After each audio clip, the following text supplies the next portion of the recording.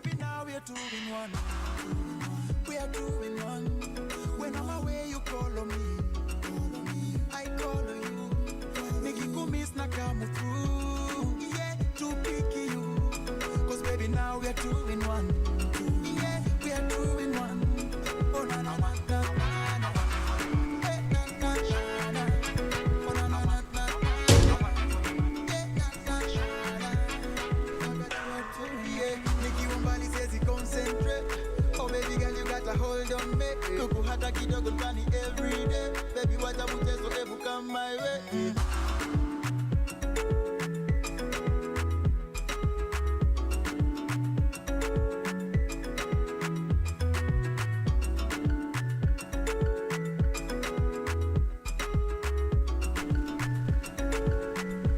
See, baby, now we're two in one. We are two in one. When I'm away, you call on me. I call on you. Make you miss na come through.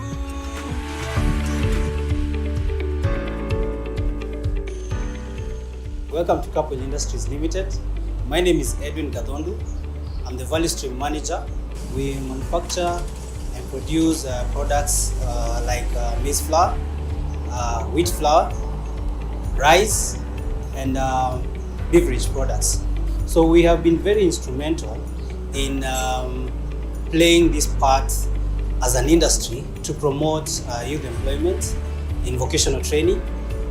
This concept of dual vocational training, we heard of it in 2019, and from there, from the onset, we've been participating in forums, discussions, and also having an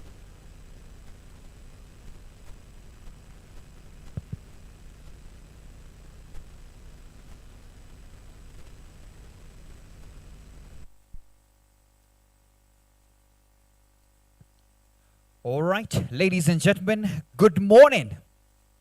Good morning once again. Once again, welcome to day 2 of the National Tvet Conference. Yep. It's going to be a great day today. Yeah. I just want to give us some few housekeeping rules before we get into the meat of the program. Sure. In case you have, I see all of you have come with your lanyards, you can clap for yourself. The instruction was taken seriously. So if your lanyard is color red, I would like to ask you to sit on the white seats because that gives us the liberty of not taking any pictures of you. And if it's not, you can sit anywhere else. In case you require any assistance in interpretation, this section right here is reserved for that. So please sit on this section where this table is from right behind it. So let's allow for them to Kizungu inakataa leo.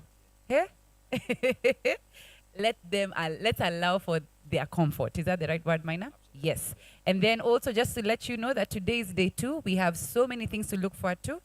And we still remain to be your hosts, Nyawira Gashugi. And I am Maina Chege. Thank you so much once again. And we appreciate your support yesterday. We had an amazing time, didn't we? Just checking, didn't we? Yes, I can remember someone who I didn't take their question. Today you'll be the first one. How are you, sir? It's good to see you. So once you get the moment for asking questions, you will be the first one that I ask to go by. Thank you so much for the mics and the volumes. Now, very quickly, we would just want to interact a bit with you. And I want to request the tech team to kindly put for us first the Wi-Fi passwords, just in case you forgot it. If you could have the Wi-Fi password app so that at least we can connect, because how we want to interact with you is a bit digital. We want you to help us by at least ensuring that we are there. That's our hashtag, remember, but that's the password there for the Wi-Fi, and the name of the Wi-Fi is Tvet Conference. Make sure you're logged in so that at least you can be able to interact with us. Ensure that you're having those particular details. So how do you want to interact with the people? We're going digital, Maina. Yes, we have to. Before we used to fill forms for all these things, but we're doing it a bit different. So please log into the Wi-Fi. We don't want you to use your bundles. Absolutely. So use the Wi-Fi. We're going to give you 1 second to join if you haven't yet. Absolutely. As we pull up our mentee so that we can have a time of engagement. But can I tell you, by Yes. the look of things, guys already have joined. Do you see they're looking at us? Yeah. They're like, Wi-Fi, we got it yesterday. Thank you. Thank you. Especially everybody looking at us. Yes. Now, very quickly, can we have the other slide that shows the mentee? We want to show the mentee. How do you get in with your phone? You only need to just go to mentee. Actually, no, just type mentee.com. It's mentee.com. Just type it that way. Tech team, if you could correct that. Mentee.com. That's how you get in, and that's the code that you will see. Mentee.com, and that's the code. Just type the way I'm saying it. Mentee.com. Mentee.com, and then you put the passcode. That would be the passcode 83 something or that, and you'll find the first question that we have asked you to interact with. So actually, maybe tech team, we could go directly to the mentee itself. I'm sure they will be able to see the instruction at the top. So mentee.com, and then just interact with us with what we are asking you to do. That should be it. The passcode is 83650761.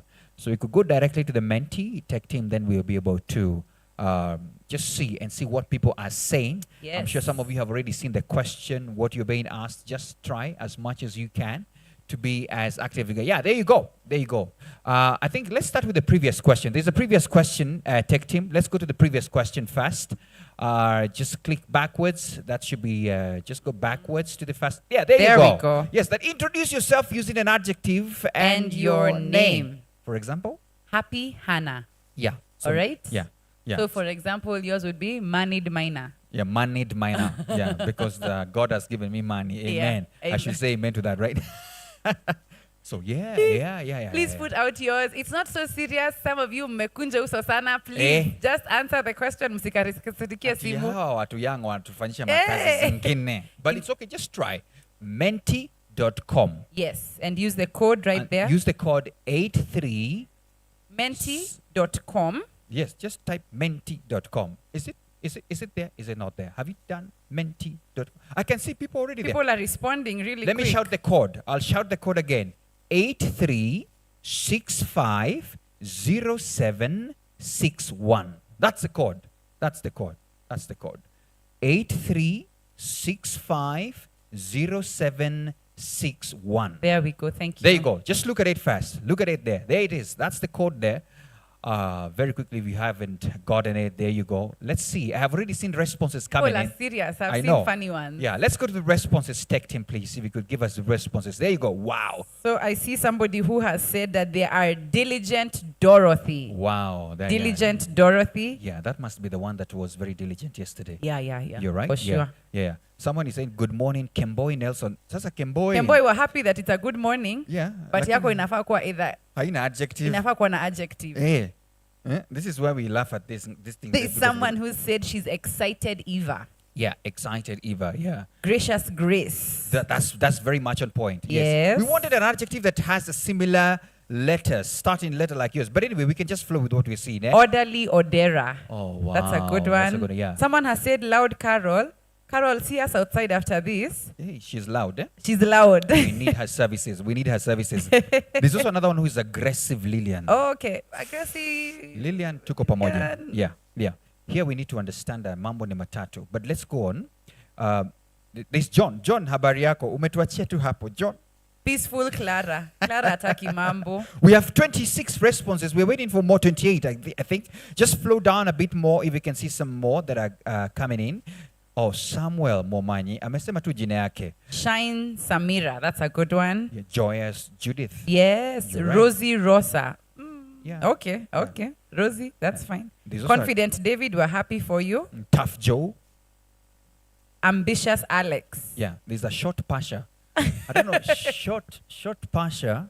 Interesting. It must be the person who was short. But we'll talk about that. Yeah.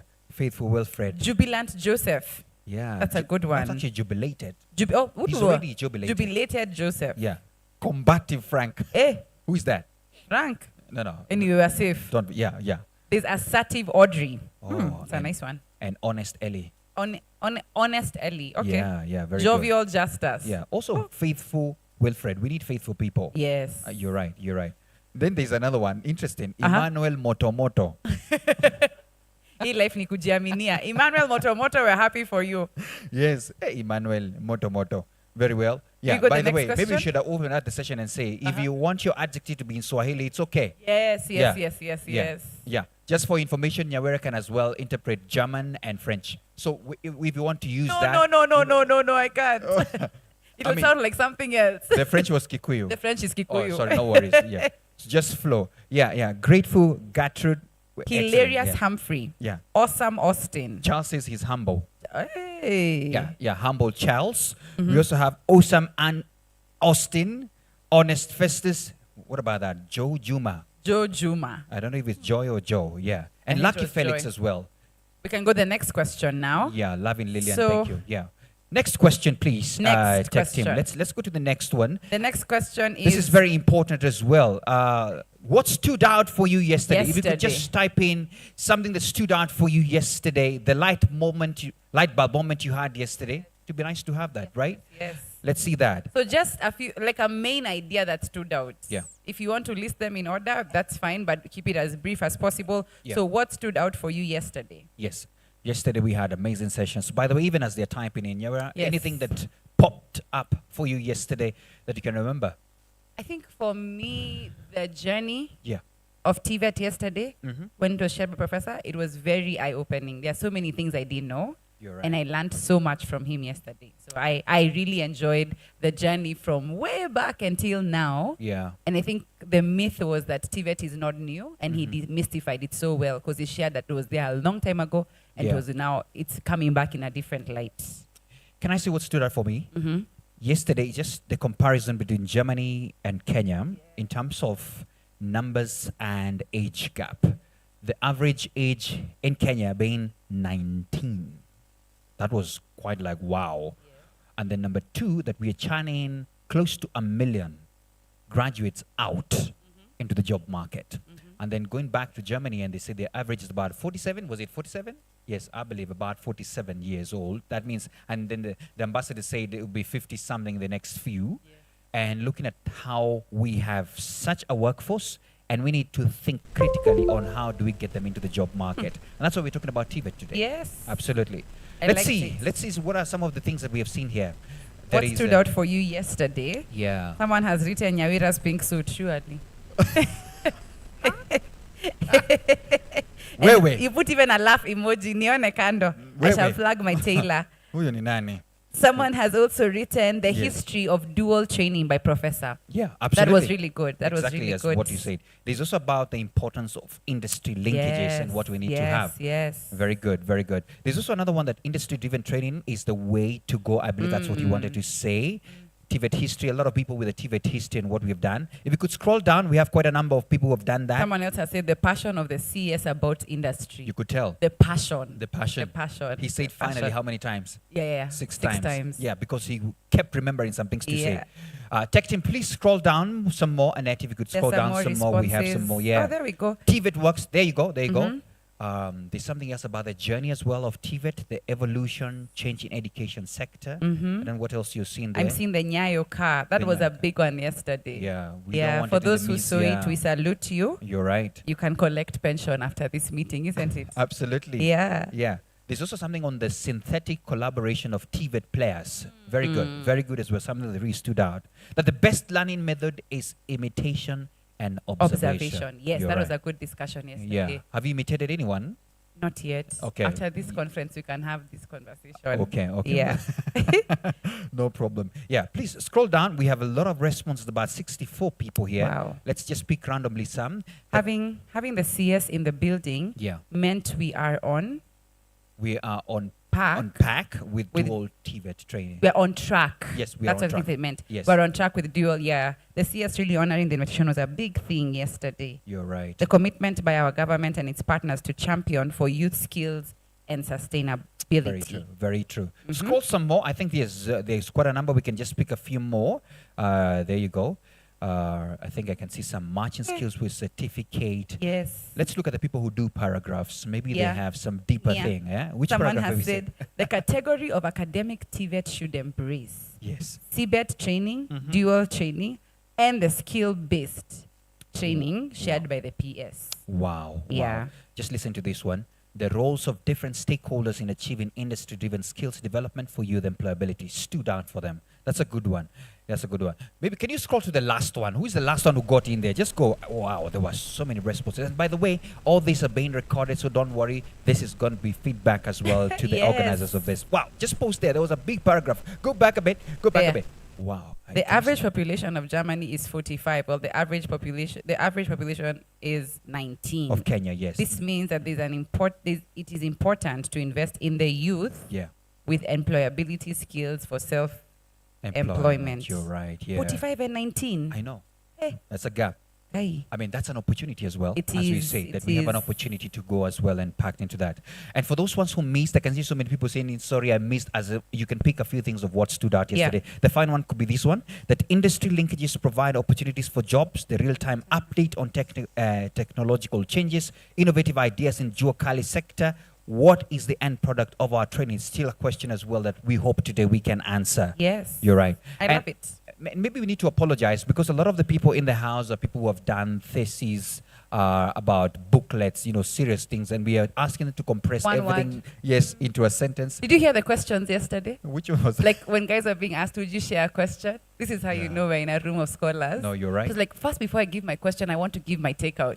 That is called the preamble. I was very impressed. So Absolutely. it's going to be very interesting today. Yes. Yep. Thank you so much for the 103 responses we have had. We have amazing people here. And thank you so much for even making it digitally possible for us to have this.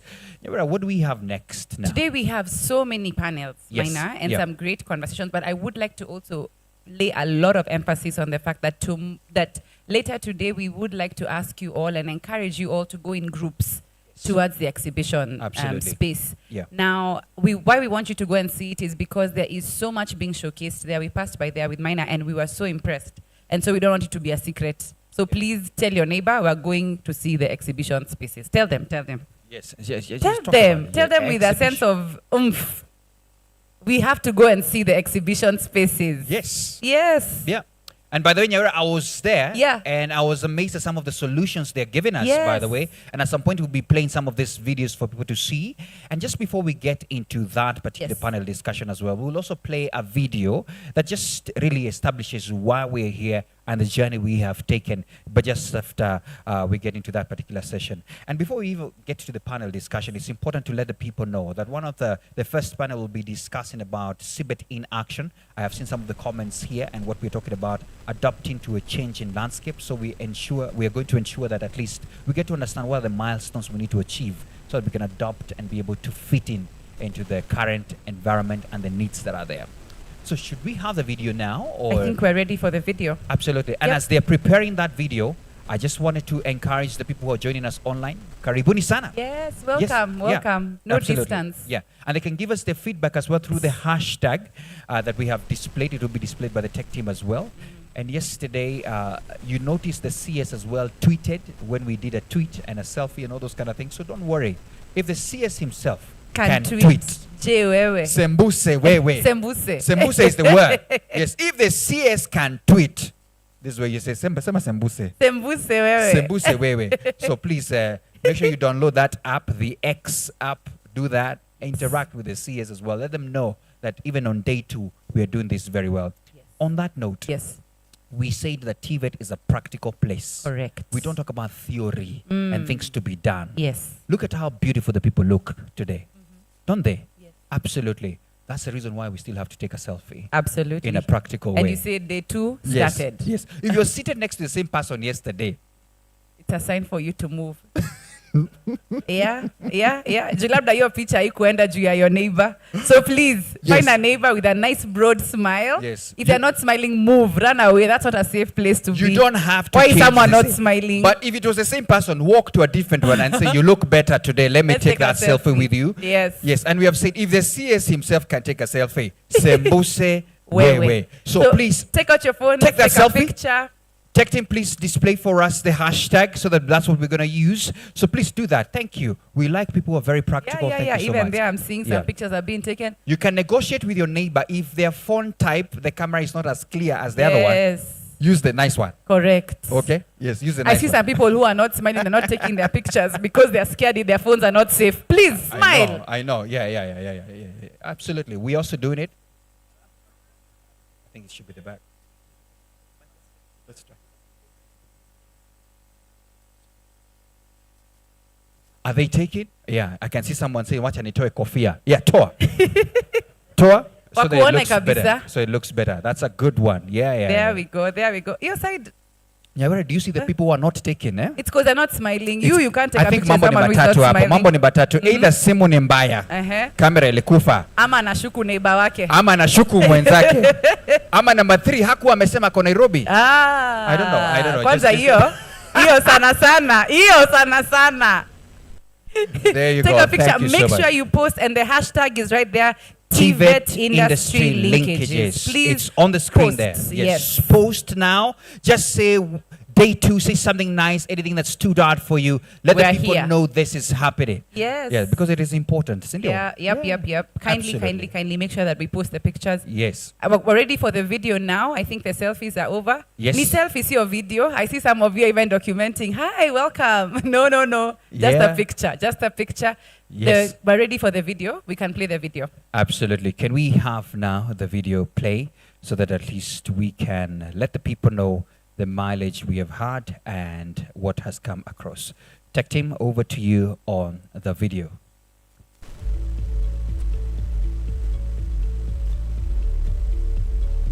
Welcome to the day 2 of the National Tvet Conference right here at KICC, Nairobi. And just to bring you up to speed, the need to have an education approach that combines both the theoretical classroom instruction with workplace training took center stage during the day 1 of the conference. And speaking during the official opening ceremony, the Cabinet Secretary for Education, Ezekiel Machogu, noted that the Duo Tvet program is the way to go. This conference is an opportunity for us to engage, exchange ideas, and share perspectives on how to enhance the relevance of skills and industry. This is the means through which we will enhance the employability of our young people. This conference, therefore, serves as a platform for us to collectively explore and chart the course for the future of Tvet in Kenya through a strengthened industry engagement. The ultimate goal is to shape the path towards creating opportunities for our youth and to give them a chance to contribute to the growth and development of our nation and our world. Important to note is that this Duo Tvet program is being supported by the German government as well as the Finnish government. And since 2019, the German Development Corporation, or GIZ, has been implementing this program here in the country. The dual training model combines classroom learning with practical, on-the-job training. And this can really address what many consider the central challenge of the Kenyan Tvet system, a perceived mismatch between skills of the workforce and the needs of the employer. And this is why it is so important that the private sector is here with us today. And I do hope that our work can foster close collaboration between our countries and create a genuine, long-lasting partnership at the level of government ministries and agencies, Tvet institutions, and once again, I really underline the importance of the private sector. Whether we like it or not, we must acknowledge the current challenges faced by the Tvet sector in delivering employable graduates. Unfortunately, at present, the sector struggles to meet the demands of the labor market. This difficulty primarily arises from the lack of practice-oriented training and inadequate industry engagement. We must recognize the critical role of industry Tvet linkages in bridging the gap between education and employment. The labor market demands a skilled workforce that can adapt to emerging technologies and industry needs. By establishing strong connections with industries, we can create training programs that cater to the evolving needs of employers. So, what should you expect today? Now, we have high-level panel discussions, and you are looking at Tvet in action and how to adapt to a changing landscape. Remember, they say that when the music changes, so does the dance. So stand by for that. And in the afternoon, we'll have live demonstrations at the exhibition area, so don't miss out. Thank you so much. Let's appreciate our live correspondent, Elijah. Thank you so much for putting that together. And you have had some of the highlights from the CS and the ambassadors that were here. Yes.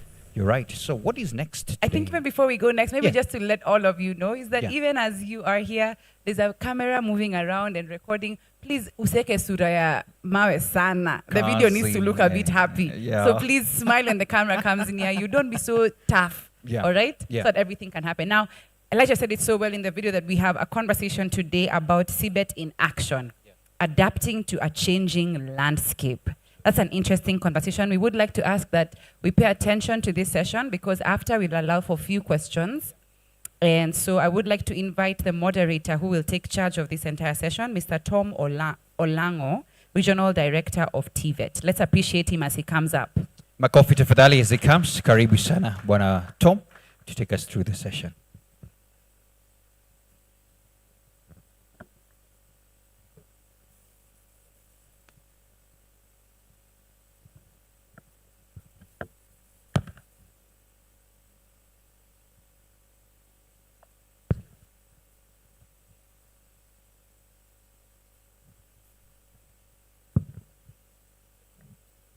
Now, to all our esteemed participants, good morning. Good morning. Yeah, I want to take this opportunity to welcome you to this first session, where we are going to look at CBET in action and adapting to a changing landscape. Yesterday, we learned a lot, especially as far as the history of Tvet is concerned. And we were also enlightened about the Kenya dual Tvet and how it died a natural death. Later in the day, we also had an opportunity to interact with the industry, where the industry declared that there will be nothing for them without them. And I think that one actually made us, get to know why it is very important for us to work with the industry if we are to, take the Tvet a step further. Today, I want to say that what we are going to do can be described as, a situation where the rubber is now going to meet the road, because we are now going to look at CBET, and with us today are our esteemed experts who are going to shed light on what is it that should be done to ensure that CBET is implemented in a manner and in a way that is supposed to be implemented. The panelists for today are none other than the director of Tvet, that is Technical and Vocational Education and Training Authority, represented by Dr. Paul Wanyeki, who is actually the acting director in charge of standards and compliance. Karibu sana. Can we clap for him as he comes forward? Yeah, the next panelist is Dr. Edwin Itarno, who is the chief principal of Kenya School of Tvet. And unfortunately, he has not found time to be with us today, but is ably represented by his deputy principal, Madam Joyce Barasa, who is the deputy principal in charge of academics. Karibu, Madam Joyce. Let us clap for her. The other panelist is the CEO of Tvet CDAC, actually the body which is centrally concerned with the CBET implementation. And the CEO is none other than Professor Kisilu Kitainge. Karibu, Professor. Let us clap for him. Last but not least, we have the CEO for Kenya Universities and Colleges Central Placement Service, Dr. Mercy Waome. Karibu. Can we clap for the panelists properly? Now, to give us a proper perspective of what we are supposed to do during this session is actually Dr. Paul Wanyeki, whom I'm going to invite to come forward so that he can actually set for us the pace. And that is what is going to inform how we are going to discuss as we move forward. Karibu.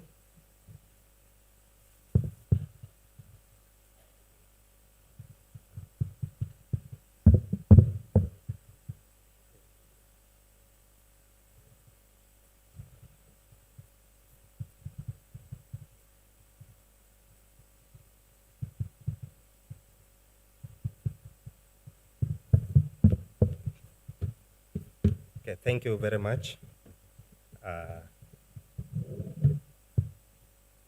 The MC for the introduction.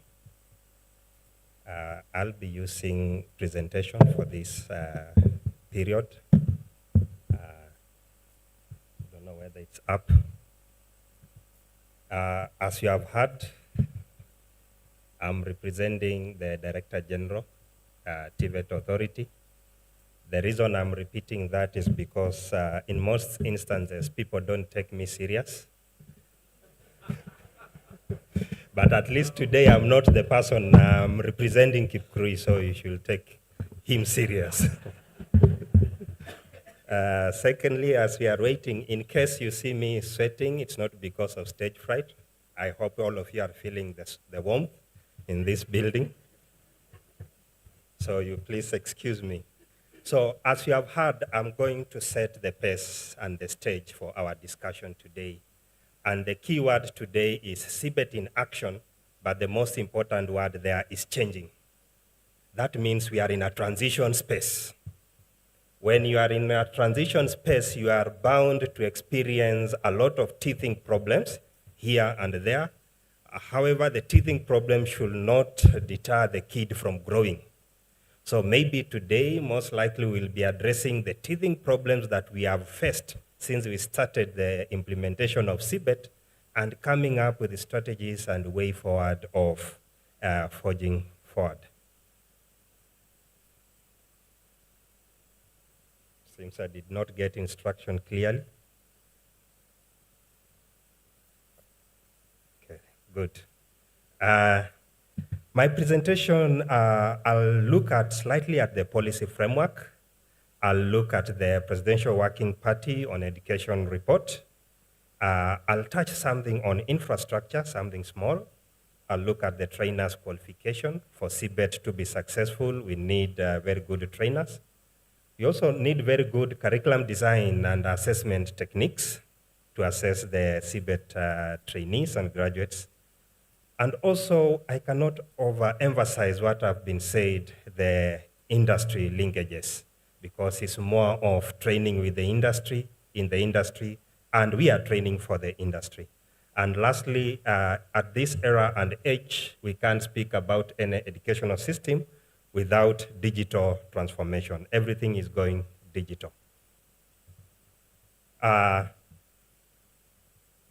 introduction, currently, what is the force behind the change of the curriculum design or the educational system? What is really pushing us is the issue of unemployment. And the statistics are indicating that in 2020, 10.4% of our youths were jobless. That's approximately 5.7 million. And people are asking, why are the youth not attracting jobs? Or why are they not able to generate jobs by themselves? And therefore, it is because of that experts started thinking about, can it be an issue of the curriculum? Can it be an issue of the assessment? Can it be an issue of the industrial linkage? And experts were able to arrive at all the three, that it centers between industry linkage, curriculum, and assessment. And a study was done in countries that are using different curriculum design, and it was found that countries that are using CBET as their curriculum design had lower unemployment rates compared to Kenya. And therefore, there was need to embrace that.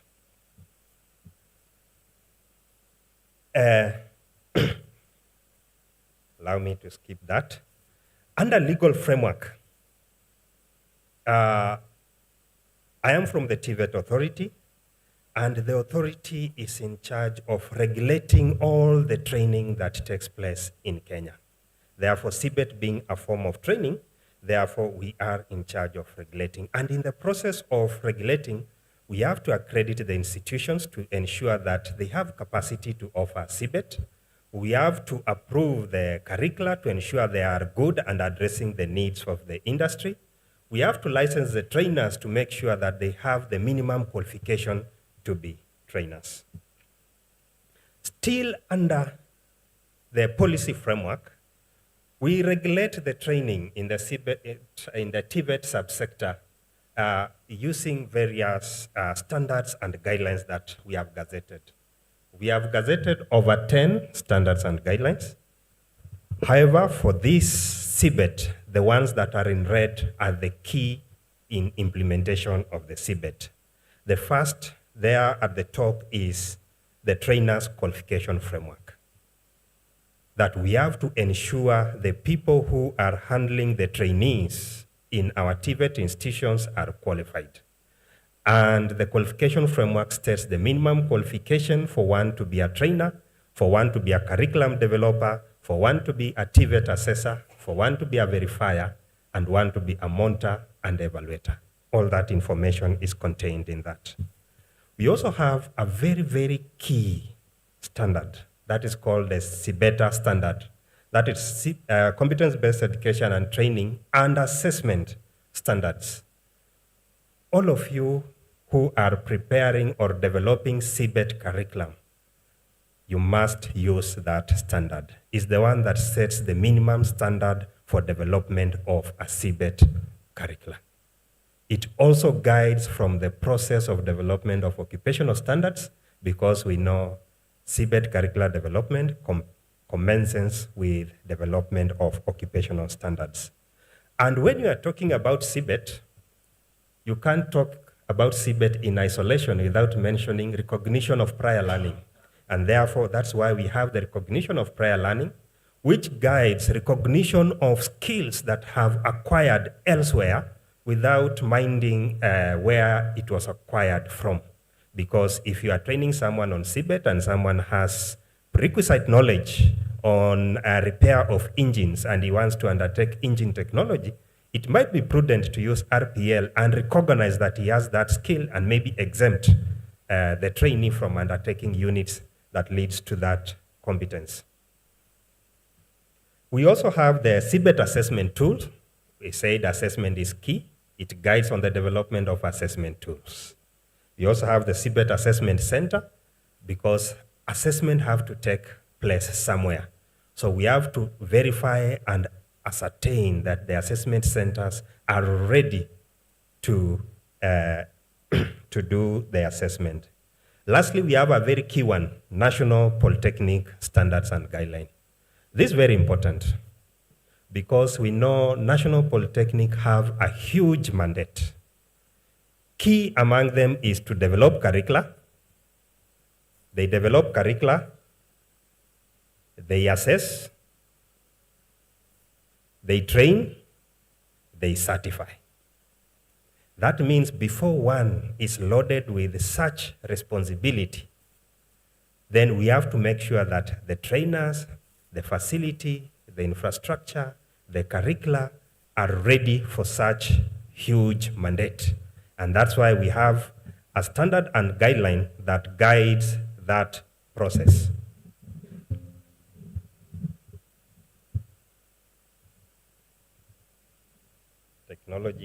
Technology is refusing to cooperate with me. I think we parted ways somewhere. It's moving at a lower pace. I've already touched on the mandate of the authority, Now, I look at the Presidential Working Party on education reforms recommendations that affect CBET.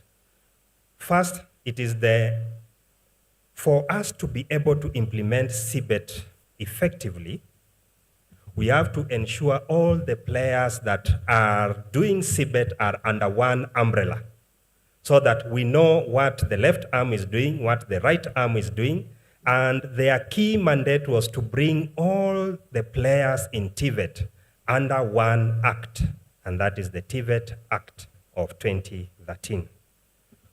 Also, as I said, that we need qualified trainers, and trainers, therefore there was need to establish a trainer service council, which was recommended, so that it can manage and address the issue of trainers.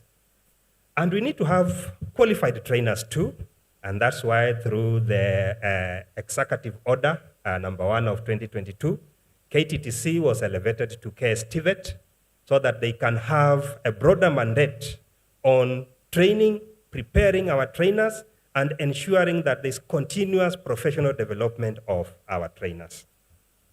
And their emphasis was to strengthen Tvet linkages with industry and Tvet linkages with the university for vertical progression, because our graduates also have ambition to progress vertically in terms of academic and in terms of career. So there's need to enhance that linkage on transition. In terms of infrastructure,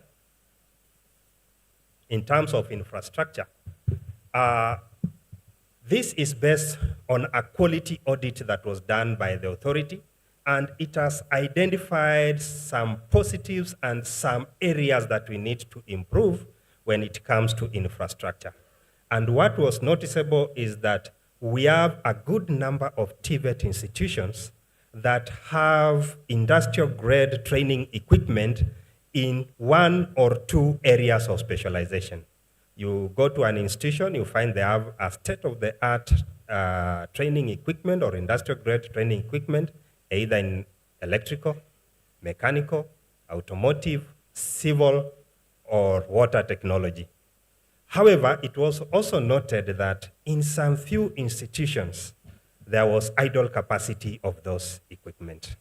So there is need to optimize the utilization of the industrial grade equipment that we have, most likely maybe by strengthening the linkage with the industry, so that industry maybe can come in and we see how we can use the same equipment to do production. Also, in terms of enrollment in Tvet, most of the Tvet institutions are doing good. However, it was noted that in courses, they were exceeding maximum capacity of enrollment, the approved maximum capacity. Because for CBET to be effective, the class size has also to be good. The trainer to trainee ratio has to meet the standard. I can see some colleagues here that we were with for benchmarking trip in Germany last week. And there the class size, if I lie, they will correct me, a maximum of 16 per student. So when we are talking about aligning to international standards, that is Germany. For us, our standard says for technical subject, a maximum of 25. For business-related and social studies, courses that don't have high practicals, 30 maximum per class. So also there were some cases of inadequate resources that we need to look at for us to effectively mount CBET in some other institution.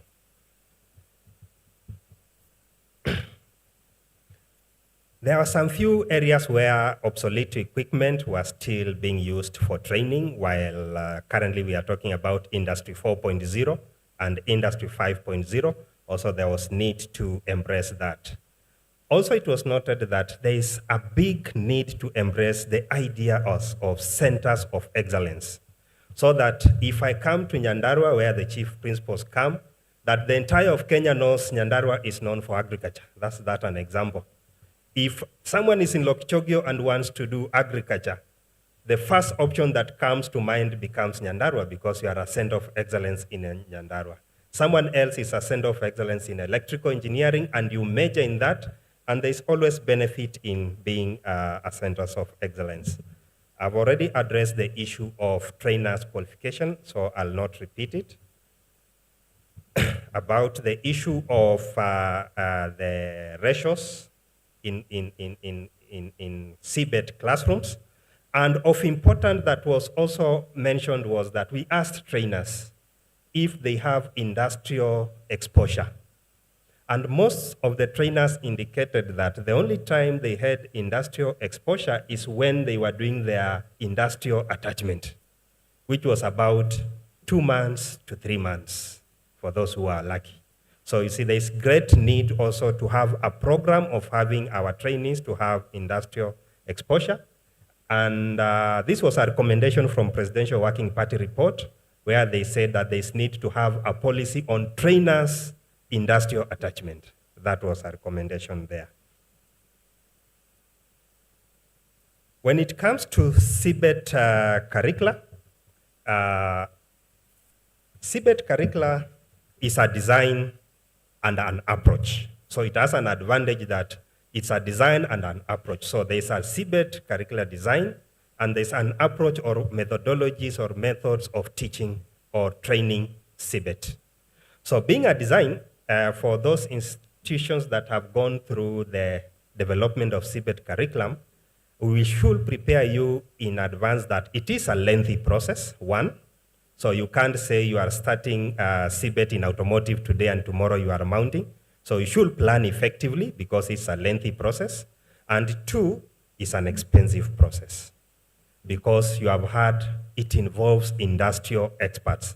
At minimum, the better standard and guidelines guides that you must have at least a panel of 13 to 15 coming from different sectors. It has guided on the sectors that you have to draw your experts from. And also some misconception from the study that was done that CBET is purely about practicals. And that notion has also affected the curriculum designs that are coming out. That is a misconception. CBET, when you define, they'll tell you competence means that you must possess knowledge. The knowledge is academia. That means there must be some theories that you'll be teaching your trainees. You must expose them to some scientific theories and other things. Also, there is the issue of skills. And lastly, attitude. But now, since we are training to the industry, we are talking of attitude as job-related behavior. How you behave, your attitude towards work, employer, customer. So that is the attitude that wants to create. So as you are designing those curricula, ensure it has those three components. It is able to impact knowledge, it is able to impact skills and attitude. We have seen some level 6, that is diploma, curricula in engineering that has no any unit in engineering mathematics because of the idea that it is purely skills, and therefore, so that is a misconception that we would like to. The other slide, I don't need to take you through it, just to show you how lengthy the process is. That is how lengthy the process is, about 14 stages, each taking about 2 to 3 weeks, sometimes a month for each stage, so you can see it is lengthy. Assessment is also another area. And assessment here is just preparing you as a regulator on the rigor of assessment of competence-based. The assessment of competence-based, one is criterion referenced. Criterion referenced, it means that assessment is done based on a certain standard set by the industry. It's not based on a norm or a normal group. Here we don't do standardization of marks. It's criterion referenced. That means if it's a standard set by the industry must be present during assessment to witness that the industrial standards are being met. So that is one of the conditions. Secondly, it is evidence-based. It is evidence-based. If I'm supposed to exhibit a skill in wall and floor tiling, I must be able to be given, maybe if I'm not supposed to sketch or draw or design, I should be able to interpret the design and do the wall and floor tiling. That means that assessment alone can take 3 days.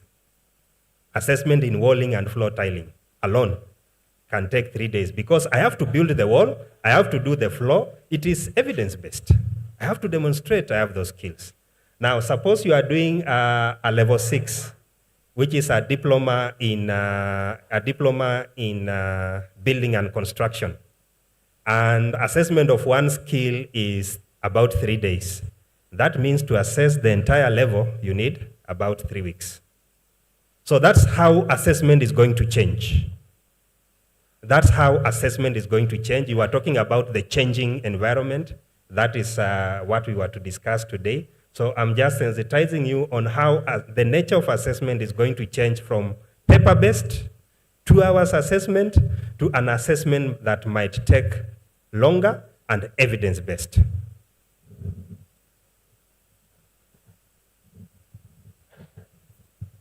There's also the other concept that is coming in, that is on dual training. Currently, we are preparing the dual training policies, the dual training standard and guideline, and the rest. Just to sensitize is that dual training is not an approach to CBET. It's not an approach. That means dual training is not a methodology.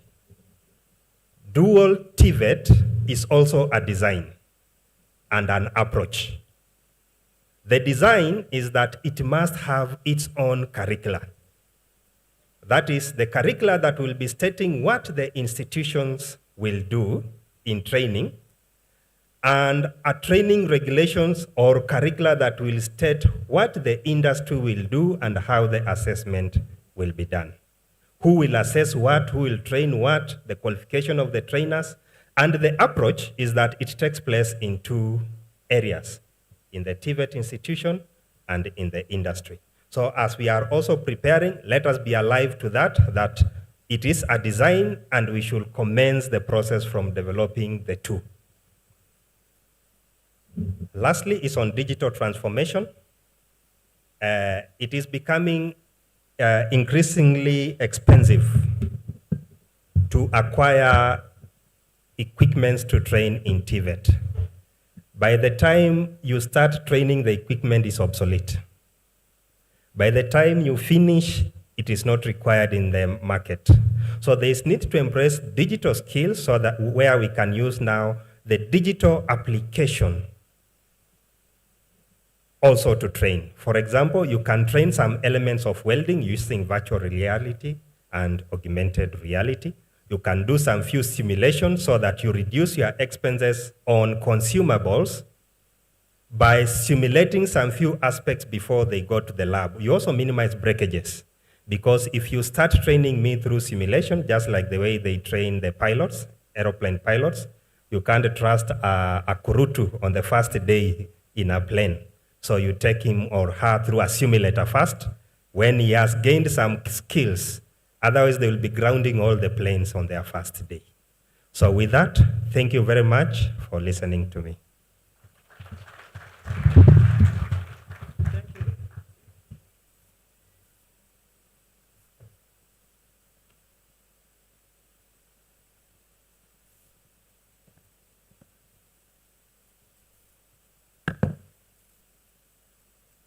Thank you very much, Dr. Paul Wanyeki, for that wonderful presentation.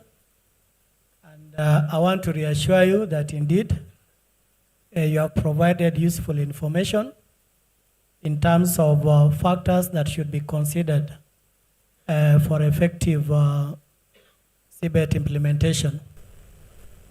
Before I come to the panelists, I would like to inform the participants that the CEO of Kenya National Qualifications Authority, Dr. Alice Kande has sent word that she's on the way, she's coming. And as such, I would like to inform the ushers that once she comes, you usher and allow her to come forward and take part in this panel session. I think at this point in time, I want to come to the panelists, probably if they could sit in a manner that we can afford to see each other. Just do a small curve, Professor and Dr. Waome. Thank you very much. Now, at this point in time, I would like the panelists, first of all, to reflect on the theme of this Tvet conference, which, of course, says that enhancing industry-driven skills development for youth employability. And as such, I would like each one of them to do opening remarks.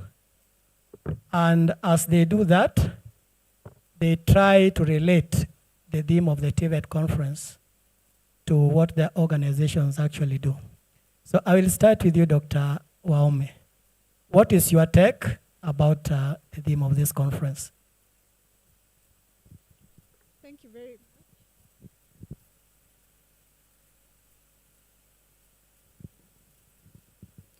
Thank you very much. I think I'm audible enough now. You know, when I got an invitation to this conference, it reminded me of something or an experience I had. In my other life, I love farming a lot. So I remembered one time I got a contract with one of the companies that pack peas, tunaita minji. So I went and got a graduate of agriculture from one of the universities, and I gave them the assignment to be in charge to ensure that we deliver on the contract. So of course the first thing was to do the soil tests and everything that required in terms of preparation. But when it came to planting, we got the manual laborers, and this gentleman was in charge. But he spent a week preparing and marking the land, you know, using the strings and a measuring tape. But we know how minji is planted. You know, women just go and they do this and they put it, and it's a very fast job. So I had to incur quite an expense in terms of just preparation and a lot of markings with sticks all over. You know, and the community was really laughing at what was happening here and asking, are they sure they are planting minji? So we went through a whole week of that. Then we planted. And then after that, the company kept asking, aren't they ready? And this young man was waiting for them to dry. And remember, they are supposed to be canned. So he kept saying, they're not ready, they're not ready. Until I had to make a trip there and found my minjis were just drying up. So the whole of that, about 5 acres, ended up just being seed. And, you know, the rest is history. I had to give up on that contract. So what are we saying? That whatever we are training, there is what the industry expects. And our graduates should be able to deliver and have an idea of what is expected. This gentleman was very good in soil testing, making sure we have the right fertilizers, you know, and was very clear of the required rainfall and the drip system, but had no idea what the company wanted, how it was supposed to be, to look like, but also what the community does in terms of planting minjis and everything. So I'm looking at, you know, what COOPS does as an organization. We place students. And the first thing that we look at when placing these students is, do they even have an interest? They must have an interest. They must have a passion for what they are doing. So A student who's going through the CBET curricula definitely will not make it if they do not have an interest in what they are going to study. From the parents' perspective, they look at the cost, they look at the duration of the course, atamaliza lini, and then the location of the training institutions. But for us, we are encouraging that the interest of that student, because it can be very expensive to try and take through a student through a CBET program, and they have no interest. They will burn their fingers, they will waste a lot of material, and it would be disaster even when they get to industry. I think I stop for now and give my colleagues an opportunity. Yes, thank you very much, Dr. Waome. I think let us now hear from Professor, who is also the CEO of Tvet SIDAC. What is your take? What do you think? Because your organization is at the center of things, and the participants are really anxious to hear what you have to say in terms of, CBET implementation and the fact that there is need to have strong linkages between Tvet institutions and the industry. Thank you, moderator. Let me start by observing all protocols and mention that my name is Kisilu Kitainge, the Tvet SIDAC CEO, director in charge. And maybe I should clear the air about yesterday that I was adversely mentioned. And I want to clarify that it's not that I don't know, but I was busy solving the problems that the CS was talking about. I know you know the problems, and we are busy solving. I had a council meeting that was addressing the same matters. We are getting to the solutions. I want to appreciate all of you and the theme that we have. And before I analyze the theme, maybe I should say that the only permanent situation that we have in the world today is change. Everything else is not permanent. And I also want to say that for you to enjoy this journey of change, it is important that you start finding joy in the tides and the waves of change. So there is no permanent situation. We are in a changing world, and we need to prepare for a change as we move. I would also want to clarify that I was in the Presidential Working Party on education reforms representing Tvet. So the recommendations that we are working on came from our committee, and I'm glad action is taking place. It's very important that we continue the journey. We move together. We are in a reform era, and let's be part of the change that will make Kenya a better place, that will make our youth have hope and look forward to better days in their lives based on the capacities that we are developing as institutions with industry, for industry and for life. With regard to what Tvet SIDAC is doing, Tvet SIDAC is about curriculum development. It's about assessment. It's about certification. Curriculum development is the plan for what we hope will facilitate the acquisition of that which is required by the utilization space. So generally, we shall or we need to develop a curriculum that reflects the aspiration, not of today, but of the future and expectations that we need to meet. These expectations are found in industry and also in the future industry. So as we prepare them for today's industry, we should also prepare them for adaptation for coping, for managing, for reacquisition of the skills that they require in the future. Let me say, it's all about CBET, competence-based education and training. And I know, we all know that we are at 100% CBET. So we are moving towards a goal which is also moving. So we need either to increase our speed, we increase our efficiencies, we increase our targeting so that we may achieve. For CBET to be effective, we need training institutions and industry to find a common ground so that the outcomes that we shall be measuring at CDAC and the evidences that we shall be giving are acceptable at all levels. So it's about continuity, it's about progression, and let us all play our role. The theme of our conference is beautifully crafted.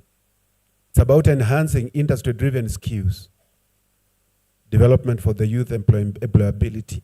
We need industry, industry needs us, we are together.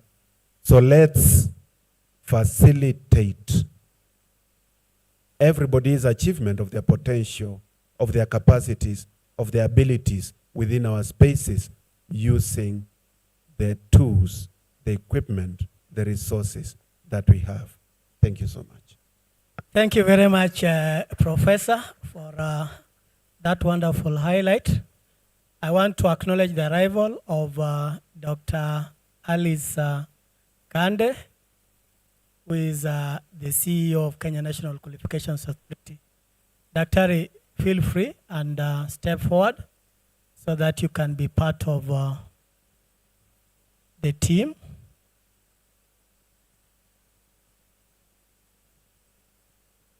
Thank you. Thank you.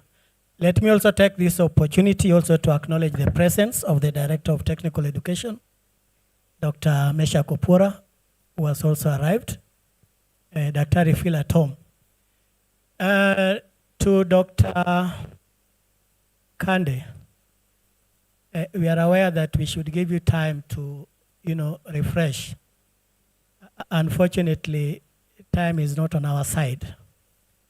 I will quickly ask you to make opening remarks, and you try as much as possible to confine your remarks to the theme of the conference, which talks about enhancing industry-driven skills development for youth employability. And what is your perspective when we talk of, enhancement of industry-driven skills development? What is your perspective? What do you think as Kenya National Qualifications Authority? Is it a good idea or it's not a good idea? Karibu. Thank you very much, moderator. My apologies, first of all, before I even pass greetings to all of us. I apologize, it's not procedural to really join people on this platform, but thank you so much for allowing me to join you here. I had communicated, I had an earlier formal engagement, and thank you that I would still find time to share our thoughts from KNQA. So good morning once again. My name is Alice Kande. I am the Acting Chief Executive Officer of the Kenya National Qualifications Authority.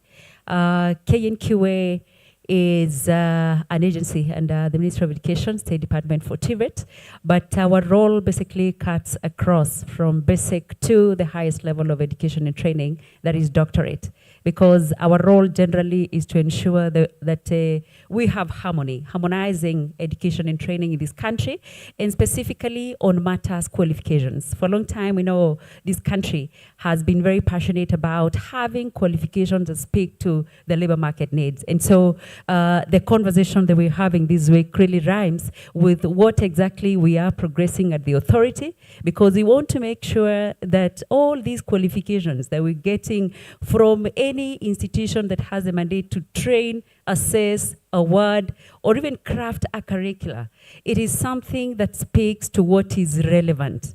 And relevance is not just in the national context, it is also in the global context, because we are such a small village right now, and so we cannot just speak to what is just within the confines of our boundaries. And so from where we sit, we speak matters qualifications. We work with many varied stakeholders. First of all, being the institutions that I've talked about that are mandated to train, assess, and award certificates. And we also have subsector regulators that then work with those institutions. We also have the industry itself, because it has a place to speak to the curricula that will inform the learning that will happen therein to result to the qualification.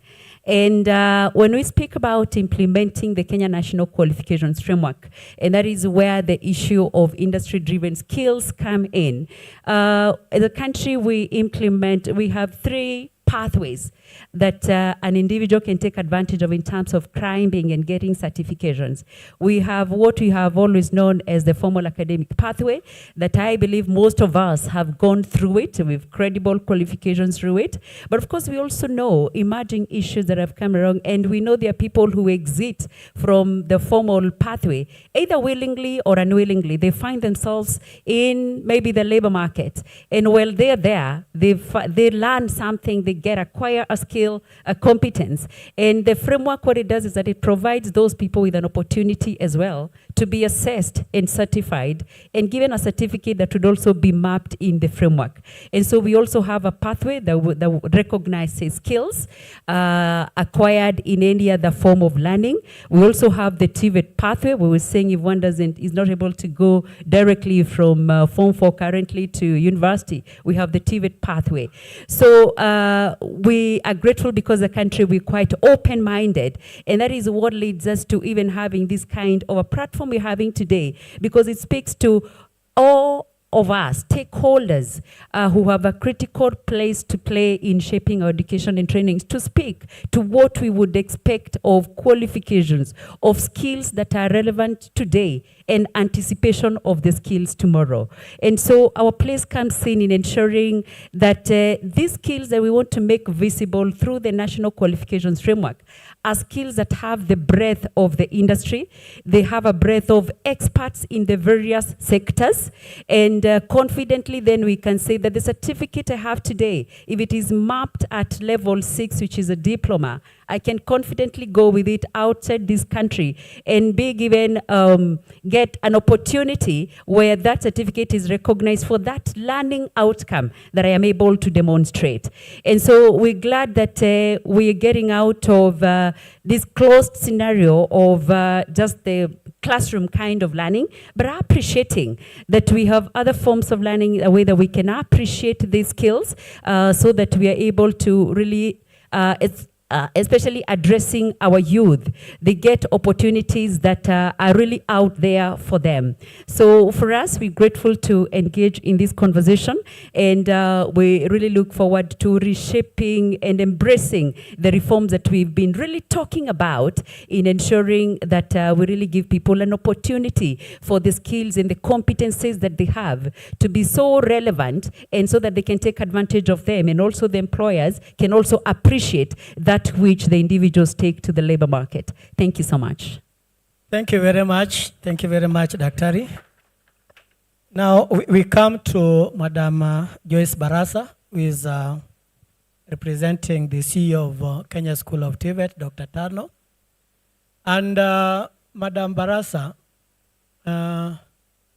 when Dr. Wanyeki was doing his presentation, and of course, providing a perspective, you know, he talked about standards.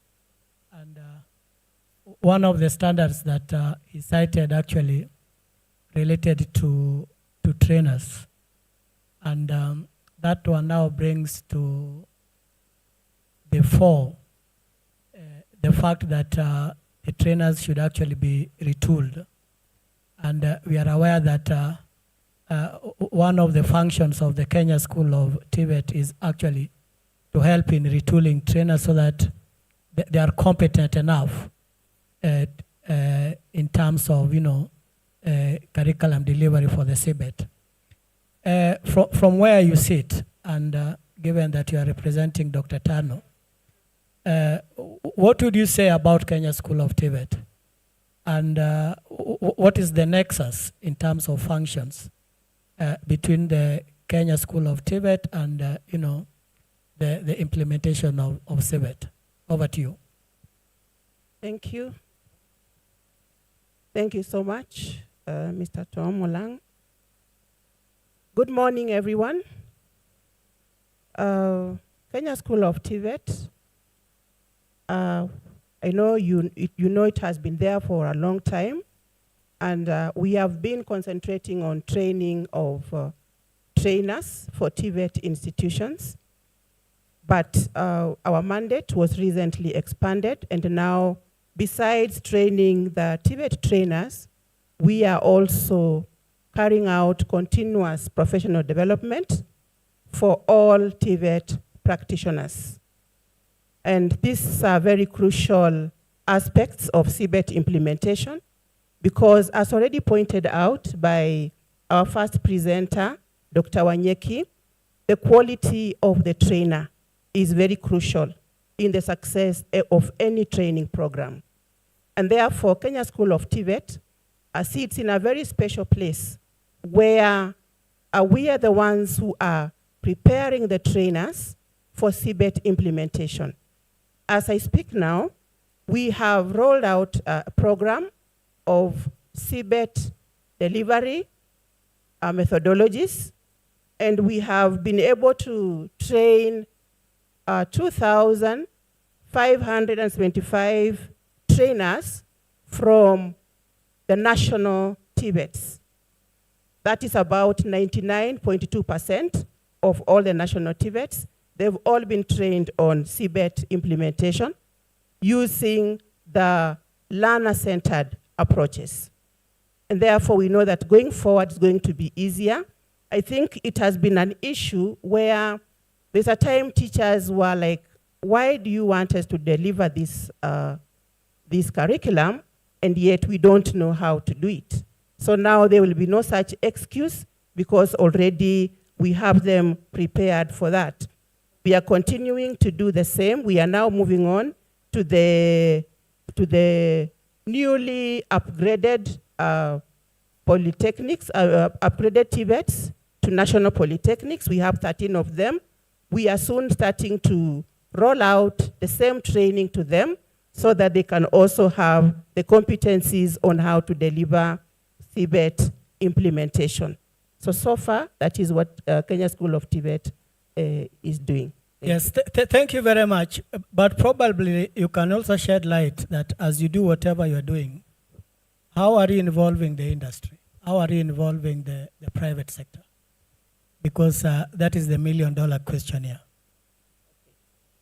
So our trainees, by the time we get our, now this one I'll talk about our in-service trainees. In-service trainees, sorry, not in-service, but pre-service, those who come before they go to the field. So we get our clients either from the universities or from the Tvet institutions. They have acquired either certificate or a diploma certificate. So by the time they come to us, our expectation is that they already have the skills, the competencies as per their trade areas. So ours as Kenya School of Tvet is to impart the skills of pedagogy.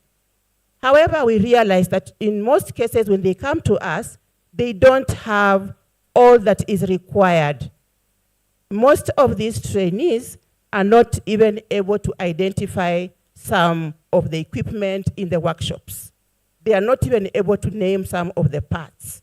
So we are being forced to go back to train them, to retool them again in their skill area before we are able to train them now on the pedagogical aspects. So there are times when the trainees are requesting us if they can be taken back to the industry for attachment, which now for us becomes very difficult because the time we have does not allow that. But as an institution, we know that industry linkage is very, very important.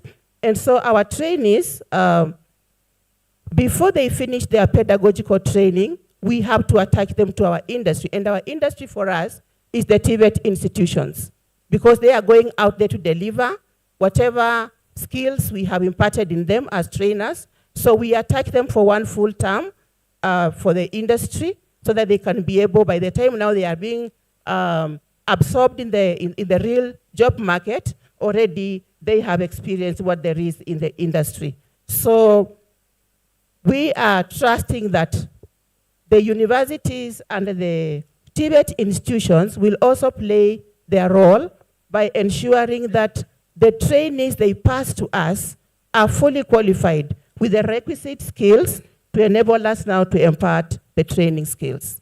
Thank you. Thank you very much. Now, Dr. Wanyeki, you have talked about standards and how they are supposed to be met. And of course, it is your duty to ensure, compliance to the standards. We agree to that. But when it comes to CBET implementation, we have the macro CBET structure.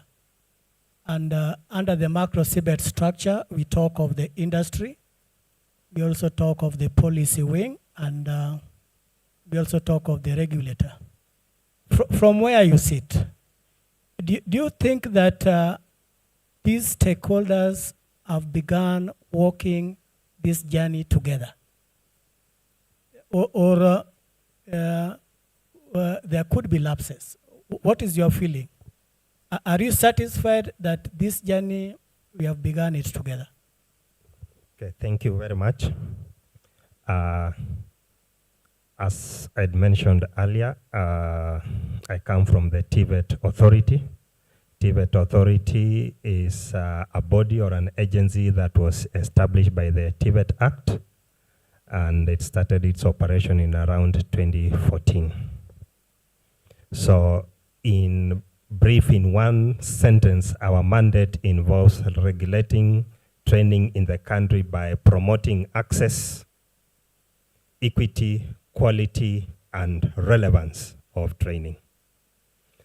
In terms of the macro environment of CBET implementation, one thing we should appreciate is that CBET is not that very old in the country.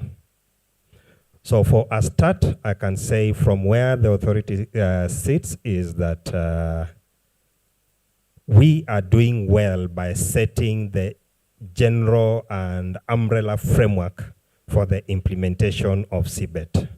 You look what the policymakers are doing, that's the State Department. They are busy developing the CBET policies and all the other enabling policies that will guide the sector.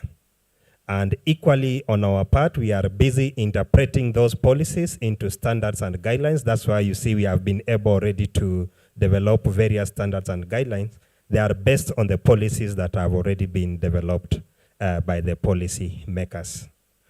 When it comes to industry, from the theme today, you realize we are having a 360 paradigm shift. The theme is talking about skills development led by the industry. Remember, what has been happening is a skills development led by the Tvet. And now we are changing to skills development led by the industry. So there is much need of more sensitization and onboarding the industry so that they can take lead in development or skills development.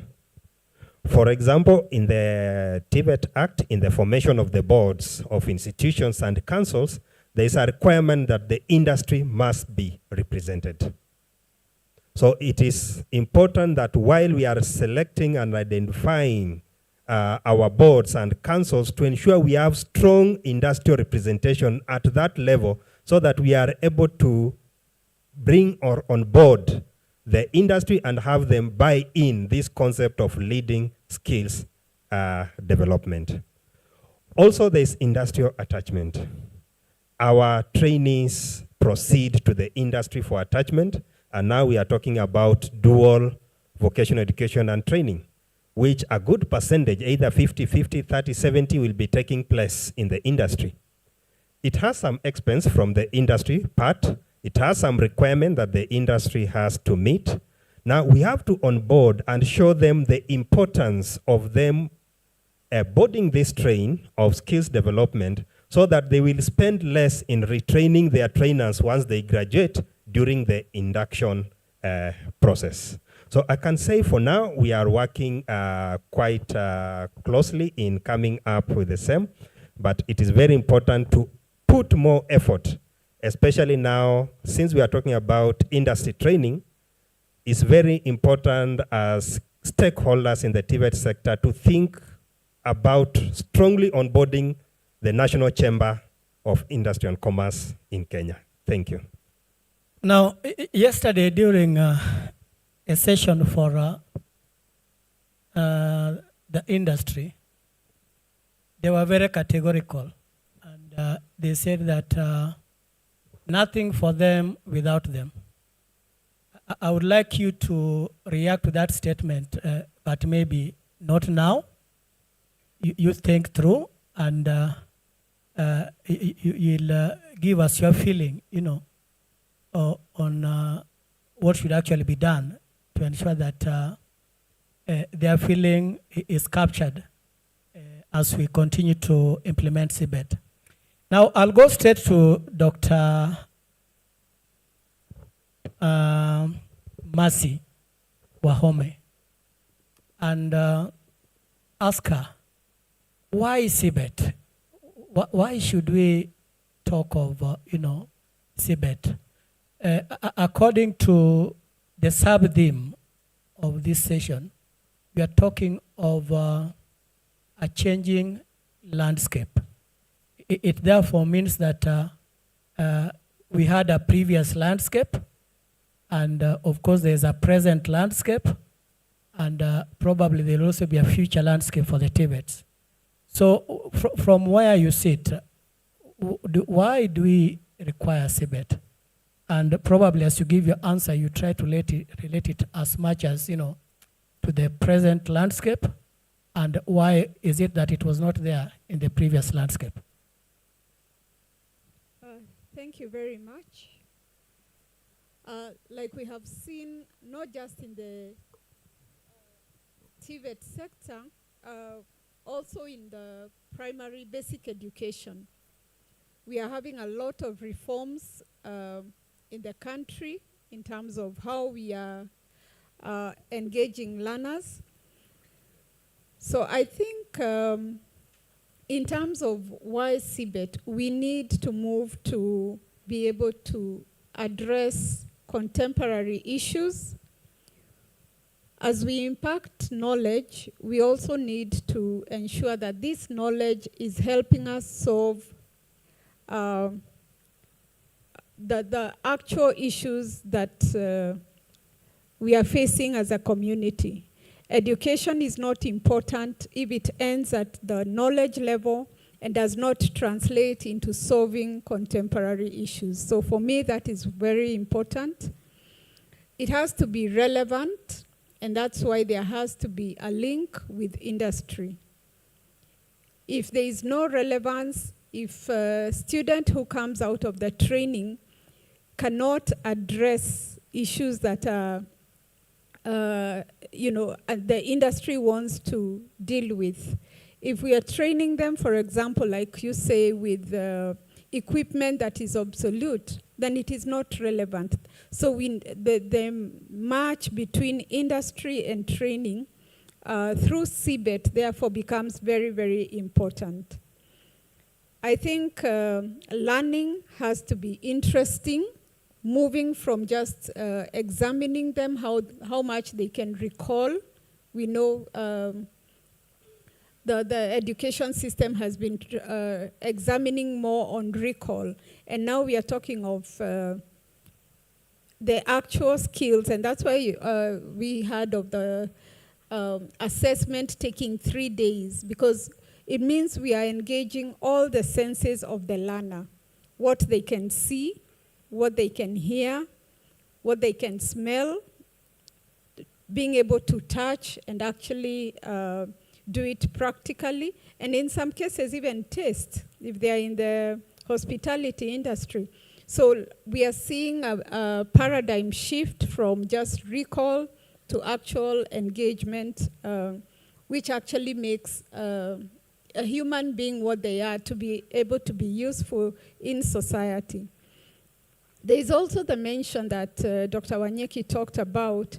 In CBET, they learn to work in teams.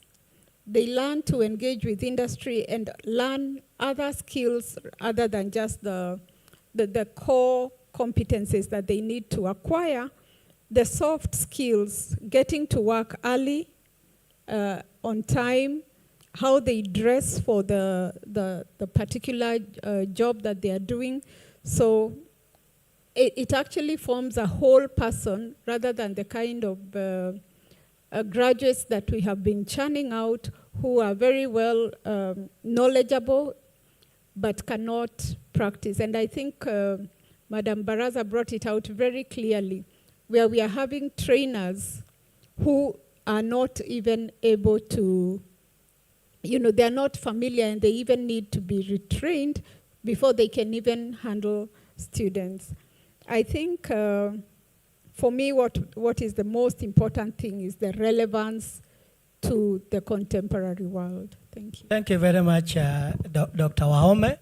I want to come to Professor Kisilu Kitainge, who is actually, the main person in terms of, the micro CBET structure. And I will ask him 3 questions in a row, so that we can beat time. 1, what are the challenges facing CBET implementation? That is the first question. 2, how can these challenges be addressed? And 3, do you have specific examples, where CBET has positively impacted on quality, and relevance, especially, in terms of graduates, CBET graduates, meeting the present and future workforce needs? So if you can address yourself to those 3 questions, I think we'll be most grateful. Thank you, moderator, for the good questions. Thank you, audience, and let me embark on all the questions at once. Why CBET? Challenges, solutions, and examples of quality. To answer all, let me say CBET is for efficiency, utilization of what we have. CBET is for effectiveness, flexibility, individual capacity, and all potential being developed for utilization. So the challenges that we have had or that we may experience going forward could be that much as industry is saying nothing for us without us, the journey towards becoming one, the journey towards participation has not been that fast. Our becoming one, industry appreciating its role in giving us the standards, in giving us the criteria. We still have some work to do there, and I'm glad that we are moving in the positive direction. The second challenge that we may be experiencing could be with regard to perceptions and attitudes. And as we all know, change is resisted majorly, but with appreciation, with training, with explanations, and with seeing that there is need for change, it will work. These attitudes and perceptions are related to the kind of expense we imagine. We forget that we have locally available resources that could be utilized. We forget that it's not about uniformity, it's about that facilitation. The next challenge that we have, I'm trying to move with speed so that I answer all, is about the training of trainers, which has been mentioned. To a greater extent, we have imagined that once you are done with the university, you are done with your training institution, you are ready to go and work, and you'll work until you are done. In our analysis, we also found that we have a challenge of demographics. Majority of our trainers are approaching a particular age where they imagine that retraining may not add value to their current situation. And I wish we all appreciate that even beyond that mandatory required age at the workplace, there is still something you can do. Let us all continue improving ourselves to achieve. The other challenge, and the last one possibly, is about resource availability and utilization. We have resources, but we are not collegial.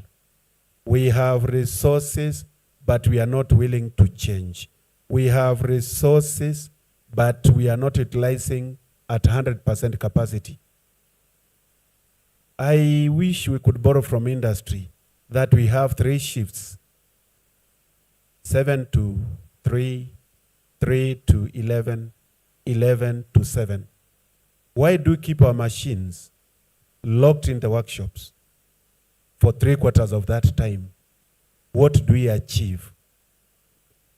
Why do we require neighboring institutions to have replication of tools, equipment, and machines? Can't we plan to utilize them together? So the issue is about holistic approach to training and also appreciating that we all belong to this country, Kenya. With regard to solutions, I've mentioned some, but I'm saying that we shall solve our problems if we engage honestly with each other. We shall solve our problems if we value the life of the trainee more than what we get through the process. How I wish that trainee would be treated like yourself when you are there at that level, so that you train with a passion to make somebody become the best they can become all the time. How I wish we would train knowing that this is my child, and if it is not my child, the child has been placed in my hands the way I place my children in somebody's hands. How I wish we would focus on getting the child to appreciate the strengths they need to develop rather than the weaknesses that they have currently. Examples of quality, we have many. People who have come to our institutions, some have not even completed the whole course, but they have found utilization in industry. I would give a case in point, and I don't know whether you have somebody from the Mombasa, the Technical University of Mombasa. They have a good example of where they trained people in collaboration with the mining industry. And they were only testing the CBET approach, only for the 19 of them to be absorbed in the same industry. They didn't allow them to get out. That is a case we can mention. And I know all institutions, given a chance, they'll give us the good story. The challenges that we've had with regard to Tvet SIDAC, I want to promise all the stakeholders here that we are solving. And mark this date, by 20th December, whatever challenges you might have had, we shall have gotten a solution. Thank you. Thank you very much, Professor. I think we are going to mark the date, just as you have put it, and we'll be very, very humbled, of course, if the challenges are addressed. Because of time, I think I'll give the panelists maybe a minute each to say something, because we also want the plenary to ask questions. I'll start with you, Dr. Kande. You know, talking of Kenya National Qualifications Authority without referring to recognition of prior learning, you know, becomes a bit strange. And I think at this point in time, you can come out and tell us how is recognition of prior learning aiding CBET implementation? Thanks so much, moderator. Once again, a very timely question. It's something to point out to on recognition of prior learning, because that is a concept that rightfully addresses the issue of skills. I did say that the National Qualifications Framework is learning outcome based. It is about what an individual can actually do, so that any certification you give actually speaks to that right skill, attitude, even that value, and most importantly, that demonstrable competence that you can show that you can do it. And so, as you've rightly spoken, recognition of prior learning is, we have it in general definition. It's a concept that embraces that learning happens anytime, anywhere. Even as we are seated here, we are learning. And given an opportunity where you're told to now be assessed on what you have learned today, I am sure you'd be able to really unpack so much. And if that is quantified and you're given a certificate for it, maybe a number of us would get. In other words, we're saying that there's so much learning that happens beyond the classroom. And when I was saying that we have different progression pathways in the framework, I did allude to the lifelong learning part of it that embraces lifelong learning, the path that embraces skills acquisition, development acquisition, and assessment. And as a country, we have now the recognition of prior learning policy. Very soon we shall have it launched as a national document. And our delight is that actually it is embedded in our current education and training context that we already have, because it is not coming to replace our old age and effective formal education and training. We're saying the gap that has not been addressed by formal education and training, we realize as a country we need to leverage those skills that are out there that no one has identified, recognized, and certified them. And so we have those skills now being identified. And we have taken quite good steps, right from having the conversation at policy level. And now we have tools of implementation, doing a lot of sensitizations to institutions that are supposed to implement it at various levels. And most importantly, that the industry has spoken to it. That is the beauty. And so when it comes to implementation, we're saying there's a country and speaking to competence development, then that is a concept that will help us also embrace and progress CBET as a concept in the country. And so putting all that together, all those paradigms that we're seeing are going to reshape our way of framing our qualifications and putting our qualifications in a place where they are quite relevant. Qualifications that are acceptable, they are relevant, they are portable, and they are globally competitive. And so ours is a call to all the stakeholders to embrace this at a position where you are, and let us recognize and equip our youth with the skills and competencies that will help them get jobs that will help them along the way. Thank you so much. And Dr. Kande, do you have enough industries to take us forward? I believe we do, or at least I can say we can work with what we have. And my colleague, Professor Kitenge, did say, and he did allude to that about industries. What we need to do is to really do the mapping and look at what sectors are really going to drive our economy. Because essentially, as we're seated here, we know that there's so many people in various sectors, and they have some skill and some competence. But if we do not team up together, if we do not have a structured way in which we have the industries coming to speak, then we shall still be talking about the envisioned implementation of CBET and RPL and other very good concepts. I would say that we have industries in place, but if we have a structured way of really having the probably even sectoral based beginning at that point, and then gradually we will be able to see how they actively engage in right from curriculum development and other phases of education and training, then we shall really be able to appreciate the varied industries that we have. Thank you. Yes, what sectors are driving our economy? And I think yesterday it came out very clearly that the Juakali sector actually provides 80% of the job opportunities. So it is very important we look for ways of ensuring that we work very closely with the Juakali sector. At this point in time, I'm going to open the floor for questions. And as you ask your question, you address it to a specific panelist, of course, to respond. I can see a hand from the former CEO of Tvet SIDAC, Dr. Lawrence Kwantai, over there. Okay, thanks a lot, Tom, and the presenters for the presentation they have given us. But my interest is somebody known as in-company trainer, whereby you have seen in other countries, those people in the industry, the in-company trainers also come to the training institution to also train our trainers. Next, we have the laboratory technicians, whom I've visited a number of all of you in institutions. Nobody has invited me to train or talk to your lab technicians. I've not earned Madam Balasa talking of capacitating the laboratory technologists. The degrees that I do have, I tell you, Professor Kitainge, you are aware of that.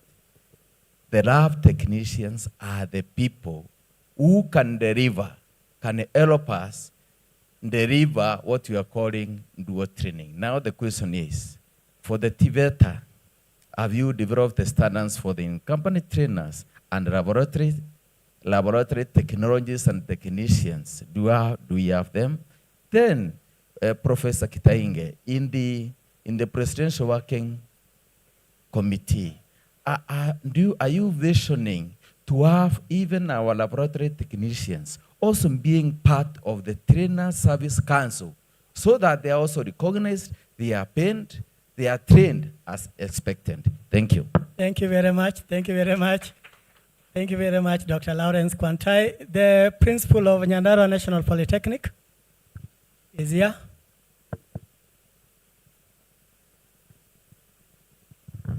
Thank you so much, our panelists. I think those were quite insightful presentations. My question goes to the regulators, KS Tvet, and also Tvet SIDAC. Given the historical experiences and the lessons we have learned, and especially with the curriculums we have implemented over time, where a curriculum will take quite long before it is revised to align it to the realities of the industry. And now, given the rapid technological changes happening in the industry and globally, maybe you would share with us what strategy you have in your approach towards skill development in this country. What strategy you have to remain agile, relevant, so that our curriculum can be relevant, adaptable to the industry requirements. Yes, last question, but I want to be gender sensitive. If you, yes. Deputy Principal, Kisii National Polytechnic. Sorry? Yeah. Thank you, sir. Now I have some 3 questions, but they'll take like half a second each. My question is about equipment which you have in the technical institutions. I was in Kaimosi in around 2019, and it didn't take a very short time to get that equipment from China. That is electrical equipment. Right now, technology has already changed. The equipment is there. Some of it is still as new as it came. It needs now again to be replaced. I mean, how sustainable is, because already that equipment, to get it wasn't easy. Right now, maybe they need another. So as much as also the same case with the curriculum, I think it also goes with the equipment that we have, which is not very cheap. Second question goes to KNQA. I don't know if it's KNQA. Students we're really enrolling students. Every time we're really advertising and getting more and more students. Now, we're also talking of automation of services. For example, we're the industry for KTTC. You are also telling us to go Odell way, so that we are training students, one lecturer could handle 500 students. So where are you expecting to take the products in KTTC if at our level we're also talking of automation, even in industry? The industry is talking of automation to reduce on human resource.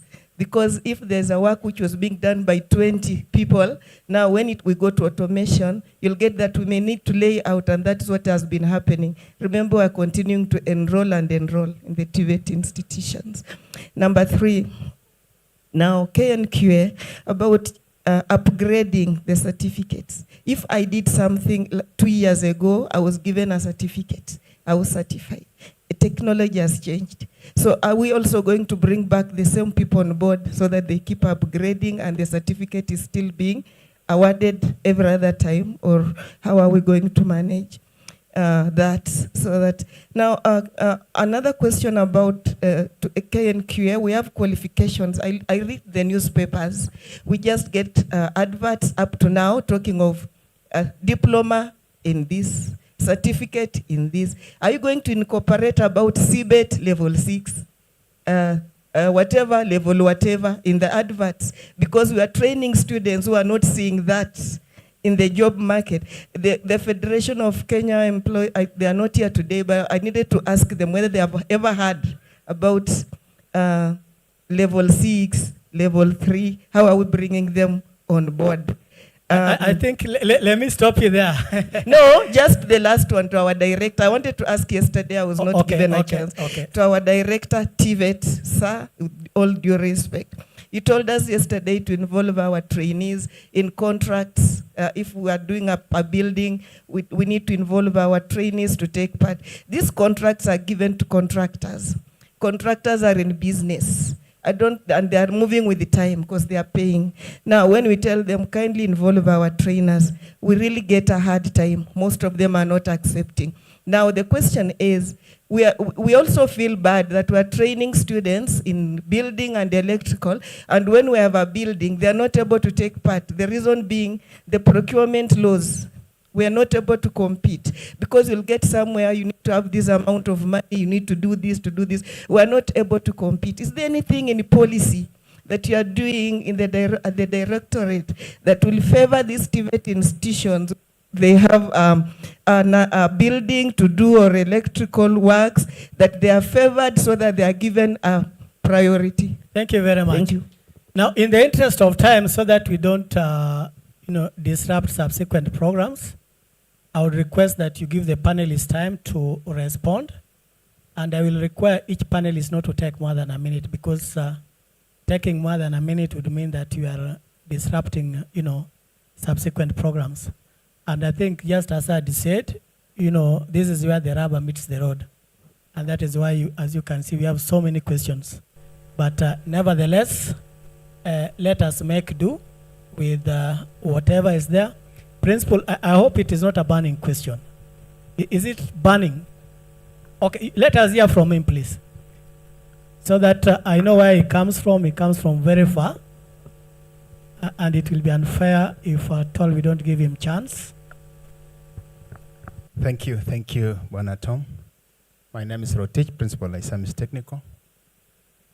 My concern, basically to the School of Tvet and maybe the other stakeholders. We have been talking so much also on issue of engaging our trainees in the industry. The trainers we have, many of them were trained several years ago with technologies which are even outdated. Taking an example of, say, motor vehicle, we are now talking of VVTIs. They were trained during the carburetor regimes. Is there a program that the School of Tvet or any other stakeholder would also have a rollout program, the way we do for our trainees on attachment, to attach our trainers at least once in every 3 years to be able to upgrade themselves to the current technologies? Thank you. Thank you very much. So back to you, panelists. Just 1 minute. You respond to a question that was addressed to you, and you also make your closing remarks. Dr. Kande. So respond to the questions that were directed to you. You also take advantage of that opportunity also to make your closing remarks. Thanks so much, moderator, and thank you very much, participants, for very actively following up on that conversation. Directly on the question about upgrading the certificates and all that, yes, the purpose of the framework is really to recognize any form of training, as I said. However, we're even looking at going beyond the traditional certificates we're talking about. We're also currently talking about digital and micro-credentials. And so when the time is ripe, we shall actually ensure that even the framework actually not only speaks to the current certificates and diplomas we're talking about, but also because the employer out there recognizes those micro-credentials, how can we ensure that they're also mapped into the framework? And so that is a discussion we are having, because we also want to ensure that just like the qualifications you're saying must be relevant and speak to the industry, even the framework itself must also be up to date. And like as you rightly talked about diplomas and certificates, and when you will start seeing people talk about level KNQF, level 5 and 6.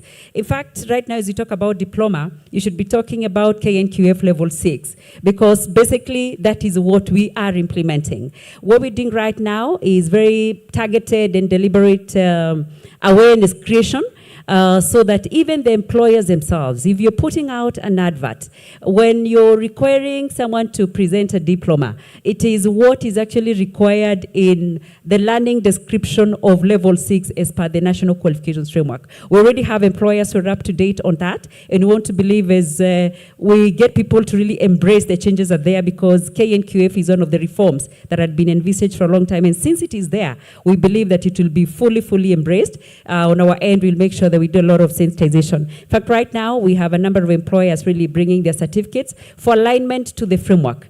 And when we get your request for a certificate to check its credibility, and also to check that it meets the requirement for that level. From our end, we say if it's a diploma, yes, it means it meets the requirement for KNQF level 6. So we are on course with that implementation, and we believe very soon we shall all be onboarded into it. Thank you so much. Thank you very much. Parting shot?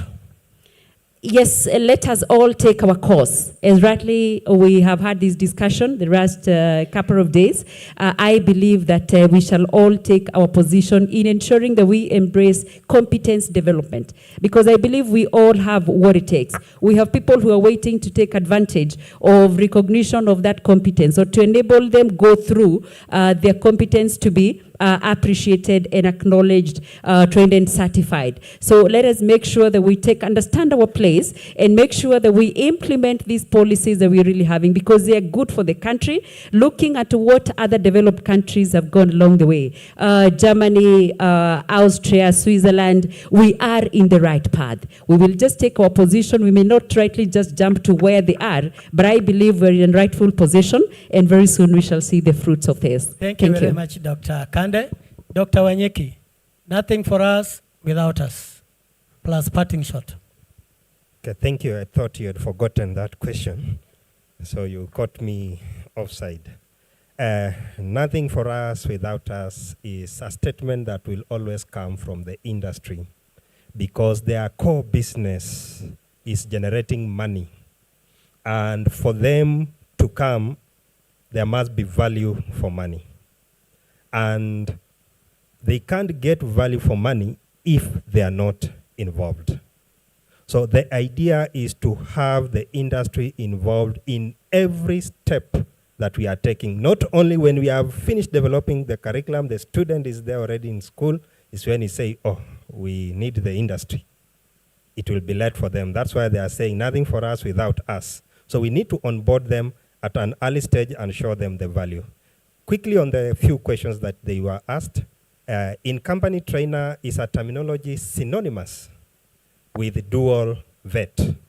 Dual vet was piloted with the help of GIZ in various institutions. And currently, as we are speaking, we are in the process of doing a dual training standard and guideline, which will guide on incorporation of the in-company trainers. These are trainers who will be taking training responsibility at the industry. It will also guide on the development of the lab technicians. And in terms of obsolete curriculum that was asked by Chief Principal from Nyandarua Technical, is that currently together with Tvet CDAC, we are doing a CBET curriculum framework. This will help streamline and guide the periods within which curriculum should be evaluated and reviewed. The obsolete technologies, at least they validated our findings. What we are encouraging institutions is that to use the industrial grade equipment for production. That way, they will be able to generate income and keep updating their technology just like any other industry as new production equipments come to market. Thank you. Thank you very much. Parting shot? Parting shot, I'll say that let us embrace the change. Let us enjoy the wave and the tides of change.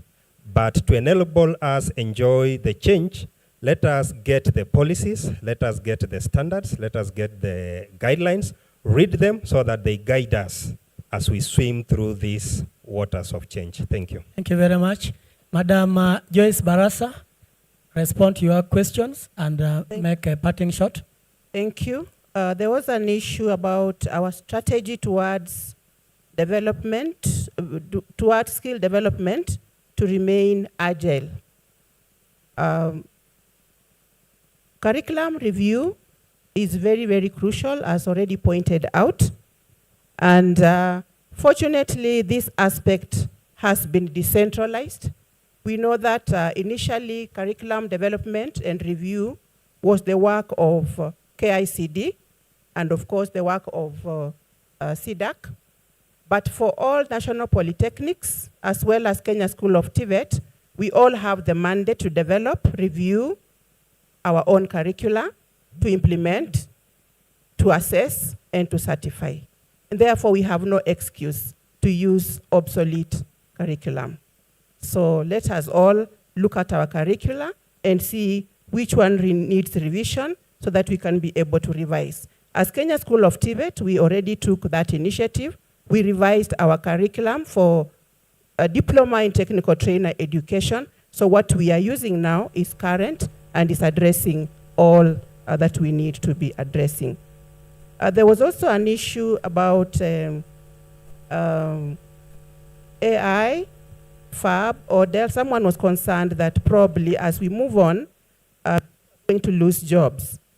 And my response to this is that there is so much that goes on behind the scenes before you have that flexible and blended learning course or program. And all these that happen require the human person to be there to do it.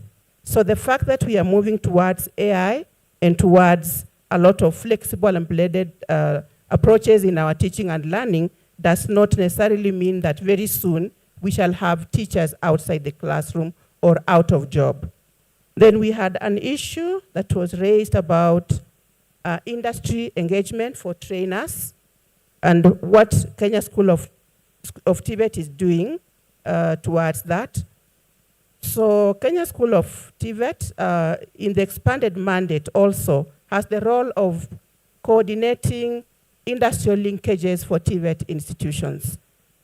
Where we are now, we have begun with ourselves, because you cannot reach out to the others before you start with your house. So first of all, we began by looking at the industries within so that we can be able to try and establish linkages with them first.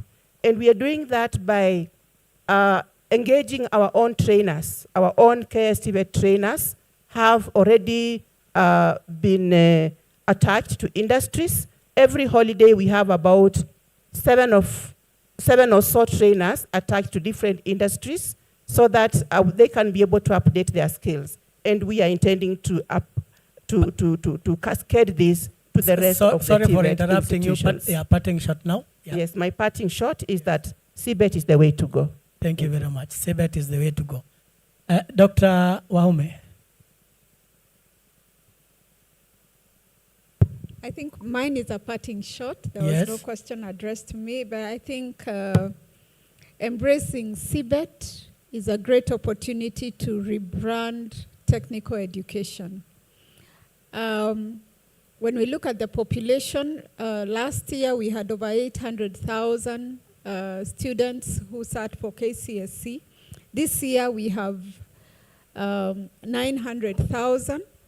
And in last year, only 19% made it to the university. So we are saying the people in this room, We are the ones responsible for over 80% of the Kenyans who are leaving school every year. So our attitude towards TVET education, and specifically CBET, can make a difference in this country. We are not training for Kenya only, so we shouldn't be worried about, whether they get employment. In fact, the more we can export labor, the better for this country. Thank you very much. Thank you very much. A question was directed to Director of Technical Education on a policy issue, Dr. Mesha Kupura. I don't know where to stand. Maybe if I sit, you will not see me. Yes, good morning, everybody. Yes, a question was directed about the comment that I had given yesterday, that institutions can attach their trainees in the projects they are doing within the institutions. I want to reflect back. Please put the mic closer to the... I want to reflect back on what came out from the recommendation of the Presidential Working Party on education and research on reforms. And one of the recommendations is that infrastructural projects that we have in this country should have a training component for the trainees, so that we can pass the skills to our trainees. Look at what has happened. We had the SGR, which was done, and it was done by people from outside. How many Kenyans went and got the skills there? Look at the roads that are being constructed. We have had foreigners to construct these roads with the technology they have. But how many of the people in this country went there and were trained during those constructions? Looking at that, and we are talking about industry and TVET, and we are talking about our TVET is trainees working in the industry. What now happens to you as a training institution yourself? You have a construction that is going on in your institution. What will be the problem with you that you don't want to attach your students there? Shida ni nini hapo? You want the trainees to be attached to the Chinese companies na wewe yako kwa shule, and you are the one paying. Why don't you put part of a clause in that contract that as I'm giving you this contract, my trainees will also do what? Will work on it. Hiyo ni shida kweli. Thank you very much. The message is home. I think at this point in time, I'm going to invite Professor Kisilu Kitainge to respond to the questions that were directed to him, and also to do a parting shot. And go ahead and also thank the participants on our behalf. Karibu, Professor. Professor, just allow me to just cut you short, because we only have about 1.5 minutes for all that. So if you could kindly try a squeeze in. I know you have a dozen of them, but I wish you grace. Thank you so much. I'll do it in 1 minute. I promise. Question number 1 is about Trainer Service Council. Trainer is a system. It involves the person, trainer, and the system he works with. So everybody should be involved. Second question was on curriculum review. We have embarked on a process of curriculum review. As we develop forward, we are looking at what we developed in 2014, going back. So we need a system that keeps regenerating for improvement. Question number 3 was on trainers and attachment. We put a deliberate recommendation that all trainers must be retrained or must be part of industry. Some councils I know already approved research. I was part of one of the such council, and we paid for trainers to go to industry. It's not a recommendation. It is happening. I hope it is happening where you are.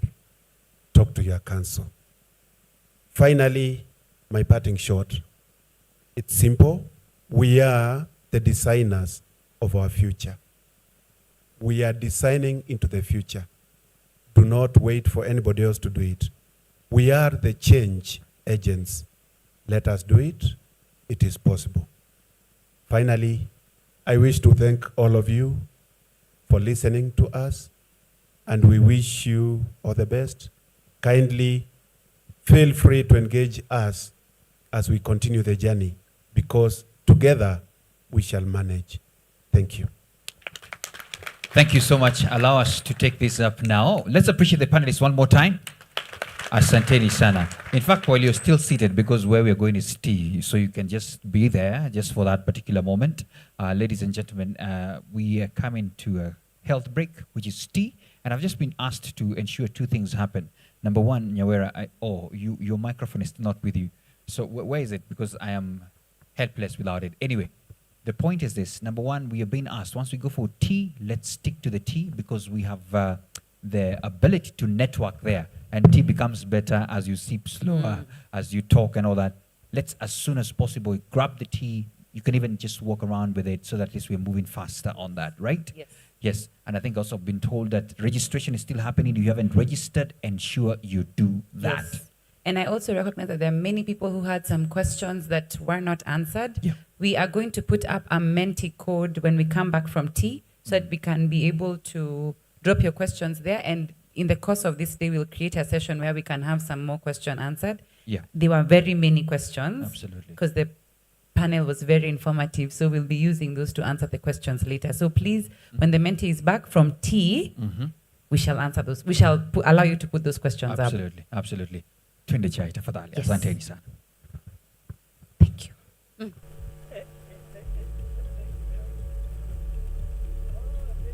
Welcome to the day 2 of the National Tvet Conference right here at KICC Nairobi. And just to bring you up to speed, the need to have an education approach that combines both the theoretical classroom instruction with workplace training took center stage during the day 1 of the conference. And speaking during the official opening ceremony, the Cabinet Secretary for Education, Ezekiel Machogu, noted that the Duo Tvet program is the way to go. This conference is an opportunity for us to engage, exchange ideas, and share perspectives on how to enhance the relevance of skills and industry. This is the means through which we will enhance the employability of our young people. This conference, therefore, serves as a platform for us to collectively explore and chart the course for the future of Tvet in Kenya through a strengthened industry engagement. The ultimate goal is to shape the path towards creating opportunities for our youth and to give them a chance to contribute to the growth and development of our nation and our world. Important to note is that this Duo Tvet program is being supported by the German government as well as the Finnish government. And since 2019, the German Development Corporation, or GIZ, has been implementing this program here in the country. The dual training model combines classroom learning with practical, on-the-job training. And this can really address what many consider the central challenge of the Kenyan Tvet system, a perceived mismatch between the skills of the workforce and the needs of the employer. And this is why it is so important that the private sector is here with us today. And I do hope that our work can foster close collaboration between our countries and create a genuine, long-lasting partnership at the level of government ministries and agencies, Tvet institutions, and once again, I really underline the importance of the private sector. Whether we like it or not, we must acknowledge the current challenges faced by the Tvet sector in delivering employable graduates. Unfortunately, at present, the sector struggles to meet the demands of the labor market. This difficulty primarily arises from the lack of practice-oriented training and inadequate industry engagement. We must recognize the critical role of industry Tvet linkages in bridging the gap between education and employment. The labor market demands a skilled workforce that can adapt to emerging technologies and industry needs. By establishing strong connections with industries, we can create training programs that cater to the evolving needs of employers. So, what should you expect today? Now we have high-level panel discussions, and you are looking at Tvet in action and how to adapt to a changing landscape.